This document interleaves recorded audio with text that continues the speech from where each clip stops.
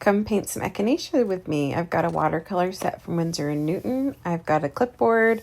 I use some masking tape, and I have two brushes, a number 6 flat brush and a size 0 skinny pointed brush. I have a cup of water, and I'm just going to go ahead and get started.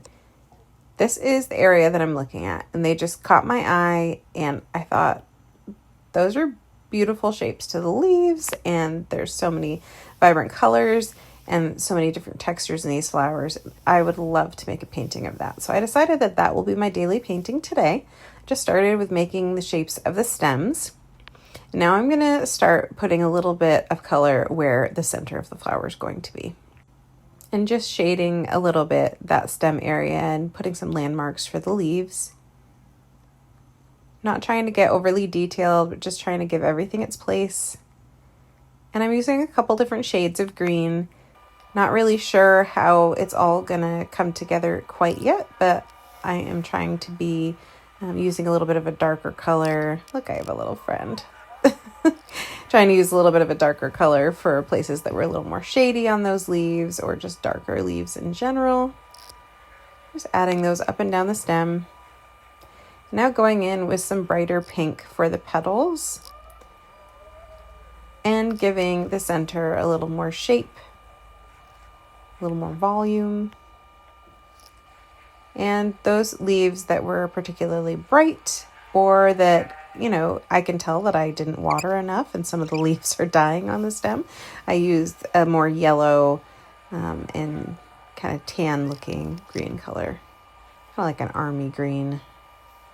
Added a little more detail to the petals, into the centers. And a little bee friend came to visit, so I added them in there too. What do you think? Actually, on second thought, I'm going to keep going. I have been told many times that when you leave the entire background empty, that the painting's just not done. So I just looked at that tree line and the sky, and I thought, let's add it in. And you guys can tell me which you prefer. The more simple version with less on the page, or a full page of painted work. So I'm adding just some green for some of those tree areas, and I'm already thinking, how am I going to make the leaves stand out? I'm going to add some of this background around these flowers, but I want the flowers to still stand out and be the main piece. So I'm adding more blue. There's no clouds in the sky today, so I just decided to keep it straight blue. And I'm just adding more green right around the edges of these flowers. And I'm noticing that I need to change the shading a little bit. So I'm adding a little more yellow tones, a little bit of green mixed with some deeper blues, so that it's not the same exact shade as the leaves. And I'm gonna go all the way to the bottom with this. I was contemplating, do I put a field or other garden plants or things, but I just decided to keep it simple. What do you think?